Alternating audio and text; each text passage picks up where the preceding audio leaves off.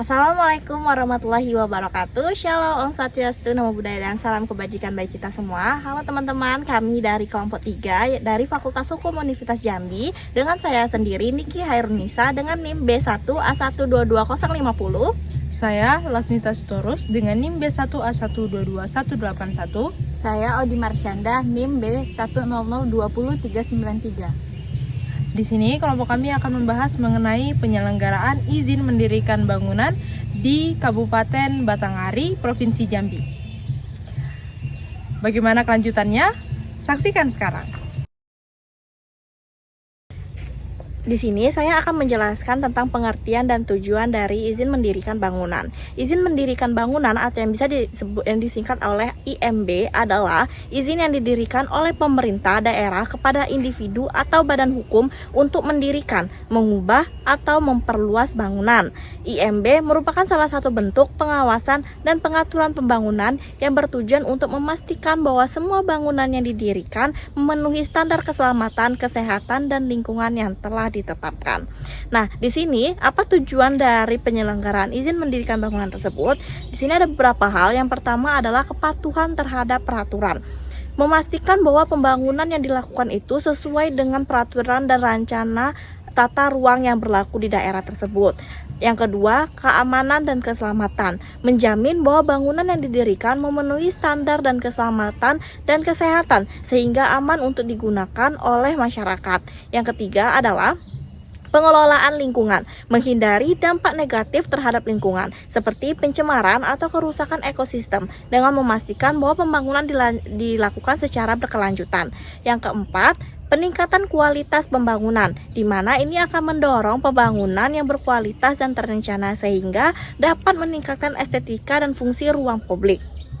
Yang kelima adalah perlindungan hak masyarakat, di mana melindungi hak masyarakat sekitar dari dampak negatif dari pembangunan yang tidak sesuai dengan rencana atau tidak sesuai dengan ketentuan yang ada. Yang keenam adalah peningkatan pendapatan daerah melalui pengenaan retribusi dan pajak yang terkait dengan izin mendirikan bangunan. Pemerintah daerah dapat meningkatkan pendapatan untuk pembangunan infrastruktur dan layanan publik. Dengan adanya IMB ini, diharapkan pembangunan yang dilakukan dapat memberikan manfaat yang optimal bagi masyarakat dan lingkungan sekitarnya. Adapun dasar hukum yang menjadi pedoman untuk membuat surat izin mendirikan bangunan ialah sebagai berikut. 1. Undang-Undang Nomor 28 Tahun 2002 tentang Bangunan Gedung. 2. Peraturan Pemerintah Nomor 36 Tahun 2005 tentang Peraturan Pelaksanaan Undang-Undang Nomor 28 Tahun 2002 tentang Bangunan Gedung. 3. Peraturan Pemerintah Republik Indonesia Nomor 24 Tahun 2018 tentang Pelayanan Perizinan Berusaha Terintegrasi secara Elektronik. 4. Peraturan Pemerintah Republik Indonesia Nomor 64 Tahun 2016 tentang Pembangunan Perumahan Masyarakat Berpenghasilan Rendah. 5. Peraturan Menteri Pekerjaan Umum dan Perumahan Rakyat Republik Indonesia Nomor 24/PRT/M/2007 tentang pedoman teknis izin mendirikan bangunan. 6. Peraturan Menteri Dalam Negeri Nomor 32 Tahun 2010 tentang pedoman pemberian izin mendirikan bangunan gedung. 7. Peraturan Menteri Pekerjaan Umum dan Perusahaan Rakyat Republik Indonesia Nomor 05/PRT/M/2016 tentang penyelenggaraan izin mendirikan bangunan gedung. 8. Peraturan Menteri Pekerjaan Umum dan Perumahan Rakyat penyelenggara izin mendirikan bangunan gedung dan sertifikat laik fungsi bangunan gedung melalui pelayanan perizinan berusaha terintegrasi secara elektronik. 9. Peraturan Menteri Pekerjaan Umum dan Perumahan Rakyat Republik Indonesia Nomor 10/PRT/M/2019 tentang kriteria masyarakat berpenghasilan rendah dan persyaratan kemudahan perolehan rumah bagi masyarakat berpenghasilan rendah. 10. Peraturan Daerah Kota Jambi Nomor 3 Tahun 2015 tentang bangunan. 11. Peraturan Wali Kota Jambi Nomor Perwal Nomor 5 Tahun 2014 tentang penyelenggaraan perumahan dan kawasan permukiman. 12. Peraturan Wali Kota Jambi Nomor 02 Tahun 2018 tentang pendelegasian kewenangan penyelenggaraan pelayanan perizinan dari Wali Kota kepada Kepala Dinas Pelayanan Penanaman Modal dan Pelayanan Terpadu satu pintu. Selanjutnya, persyaratan pelayanan izin mendirikan bangunan. 1. Surat permohonan di atas materai 6.000. 2. Fotokopi KTP yang masih berlaku. 3. Fotokopi sertifikat tanah. 4. Fotokopi lunas PBB sesuai sertifikat tahun berjalan. 5. Fotokopi NPWP. 6. Gambar rencana bangunan. 7. Persetujuan tetangga kiri kanan beserta fotokopi KTP. 8. Perhitungan struktur untuk bangunan bertingkat. 9. Surat pernyataan tentang kesanggupan memenuhi persyaratan teknis bangunan sesuai dengan ketentuan yang berlaku. 10. Rekomendasi lurah dan camat. 11. Bukti pembayaran administrasi pendaftaran. 12. Khusus IMB bagi perusahaan dan real estate di samping persyaratan di atas ditambah dengan A. Izin lokasi dari wali kota. B. Akte pendirian perusahaan. C. Surat kuasa apabila tanda tangan permohonan bukan dilakukan oleh pemohon sendiri. 13. Khusus rumah ibadah atau bangunan sosial. A. Fotokopi KTP 90 jamaah. B. Fotokopi KTP 60 pendukung rekomendasi dari FKUB. C. Rekomendasi dari KUA setempat. 14. Berkas dibuat 2 rangkap. 15. Map tulang kertas warna merah. Baik, selanjutnya membahas mengenai mekanisme ataupun prosedur dalam melakukan permohonan surat izin mendirikan bangunan. 1. Pemohon harus mengisi surat permohonan yang dilengkapi dengan persyaratan administrasi yang ditetapkan. Yang kedua, surat permohonan tersebut akan diberikan kepada petugas yang berwajib, yaitu Dinas Penanaman Modal dan Pelayanan Terpadu satu pintu. Setelah persyaratan dirasa telah terpenuhi, maka berkas akan diterima oleh petugas.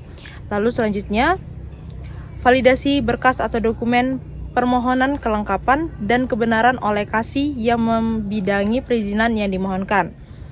Lalu, jika berkas atau dokumen permohonan tidak memenuhi syarat, maka pemohonan akan dikembalikan kepada pemohon dengan diterbitkannya surat penolakan. Jika persyaratan telah dirasa lengkap dan benar, maka akan diproses, yang selanjutnya akan dibuatkan ke dalam draft keputusan. Selanjutnya, untuk kebangunan yang diperlukan kajian lebih lanjut, maka akan dilakukan peninjauan ke lapangan dan akan berkoordinasi dengan pihak dinas yang berkaitan. Untuk pemohonan izin yang ada biaya restribusi, maka petugas akan melakukan perhitungan pembiayaan. Selanjutnya dibuatkan SKRD, slip setoran yang akan diberikan kepada pemohon untuk dilakukan pembayaran. Draft keputusan diparaf oleh KASI yang membidangi dan Kabid.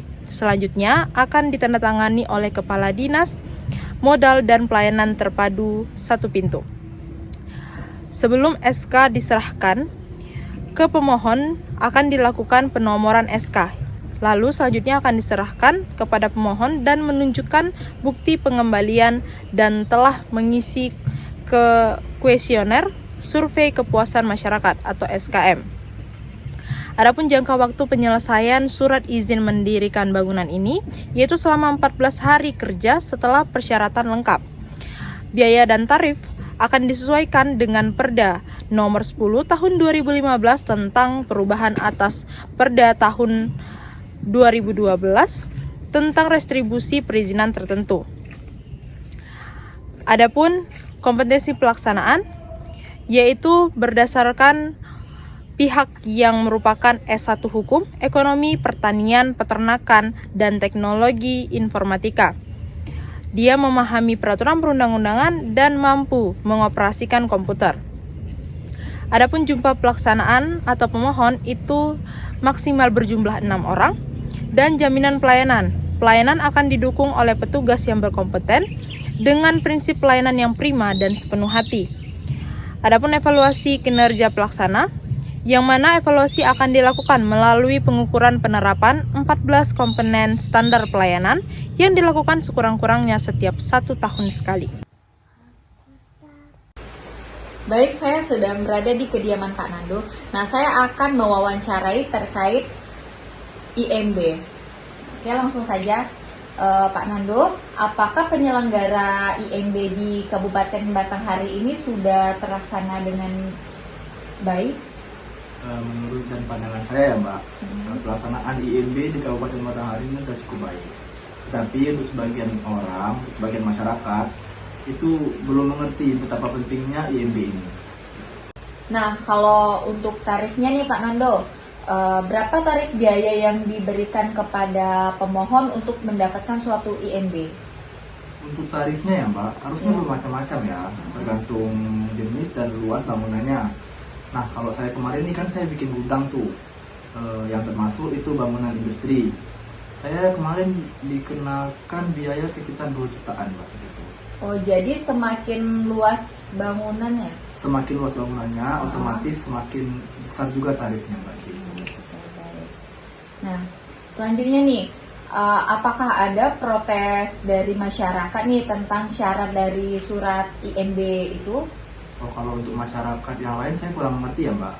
Tapi kalau untuk saya pribadi sih saya merasa kalau permohonan untuk membuat IMB ini terlalu rumit. Gitu.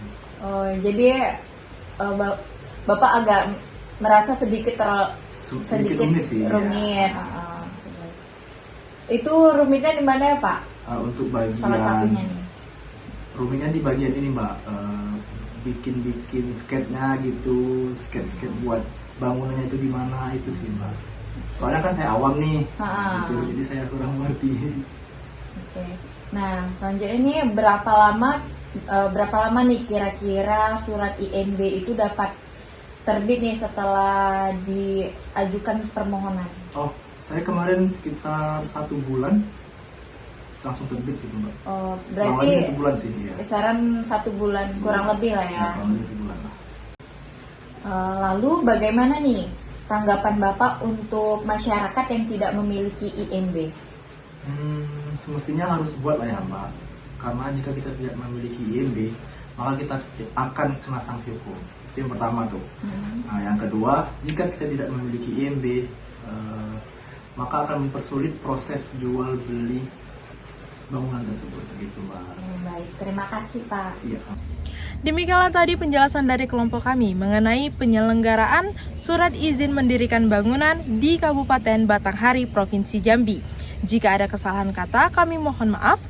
Dan semoga video kami tadi bermanfaat untuk kalian semua yang menontonnya. Sekian dari kami ucapkan Assalamualaikum warahmatullahi wabarakatuh. Bye-bye.